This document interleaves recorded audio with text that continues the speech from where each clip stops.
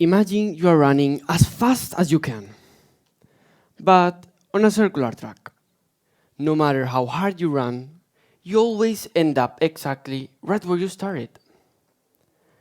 From the moment we enter school, we hear it everywhere. Follow the track, study hard, succeed, and find your place in the real world.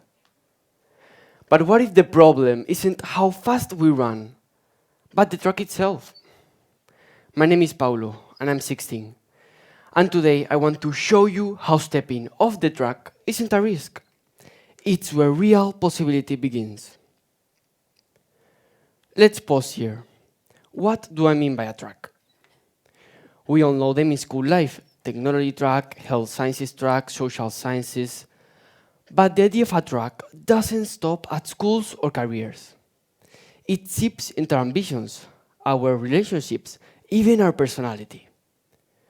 From an early age, we are told, you are the sporty one, you are the smart one, you are the artist. These subtle labels become the lines that guide us, or in reality, trap us. So here's a question. Have you ever been told what to do only because you are good or bad at something? Maybe you liked playing an instrument, but your sibling was better than you, and you decided to quit. Or maybe you liked science, but thought, I'm more of an arts person. These tracks can seem safe, but more often than not, they end up being cages that keep us from seeing what else we might become. Studies show that children's creativity scores drop 80% from kindergarten to senior year. Moreover, research by George Land and Beth Jarman showed a marked decline in creativity, starting from the early stages and continuing through high school.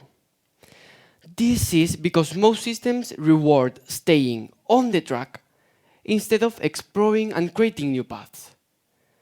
Think about it. The farther along you are in school, the more tests or grades you get, and the less time you have to actually experiment. But it is not just students. A study cited by the Business of Creativity, part of the Weller Group, demonstrated that in companies, 82% of group leaders believe creativity is key for growth. However, only a small 20% actually believe their company encourages it. That's the paradox, right? We talk about thinking outside the box, but teach people how to stay inside the lines. This can be seen throughout history. William Kamkwamba, at 13, built a windmill from scraps for his village in Malawi. He didn't follow the track. He created a new one. Or Marie Curie, she did not choose to follow the approved path for women in science. She set new standards. What about Bill Gates? He didn't speed up computers. He reinvented what a computer could be. Even in my own life, I was told I'm good at STEM. So people around me questioned why I would even consider applying to speak at TEDx. It was as if trying creative writing or public speaking meant leaving my track. But choosing to pursue this meant stepping into a new track, the one I shaped, not the one shaped for me. In fact, Dr. Alison Gopnik from UC Berkeley showed in a 2024 study that students who cross into new fields become more confident creative thinkers, especially when facing uncertainty. So here I am, proof you don't have to stay on the track you're given. So what actually happens when you step off? Every real solution or breakthrough emerges in unexplored territory. We know this from science, music, art. Some of the most memorable discoveries were accidents. Think of penicillin, invented by mistake, or music genres, born from blending different traditions. Researchers Pellegrini and Gustafsson, in a 2005 study, found that kids encouraged to play, improvise, and experiment solve problems 35% faster than those told stick to the plan. Stepping off allows fresh connections, what's often called lateral thinking, and makes it possible to see opportunities others can't. Creativity is described by experts like Duncan Wardle, former head of innovation at Disney, as the ability to imagine new possibilities, even when others see rigid boundaries. When you leave the track, you'll suddenly see the limits aren't set by others. They are set by what you dare to try. So, how can we do it ourselves? First, try something you are not supposed to be good at. Second, collaborate with people you wouldn't usually choose. It is tempting to stick to your group, but shared creativity multiplies innovation.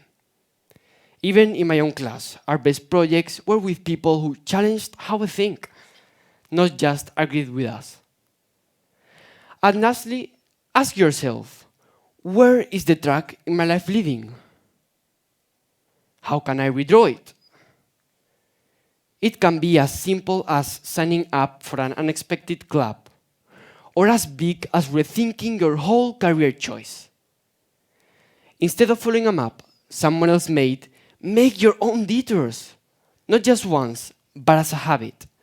Detouring on purpose sharpens your creativity. If you always follow the same way to school, change your route. Sometimes that literal change sparks mental shifts too.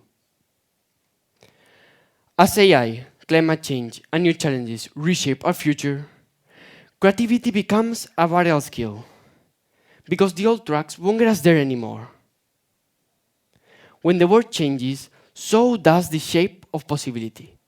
Therefore, it is up to us to adapt our paths.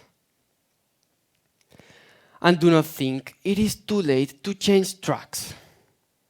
The media is full of stories of people who went to university in their 30s or who started big businesses at 60 years old.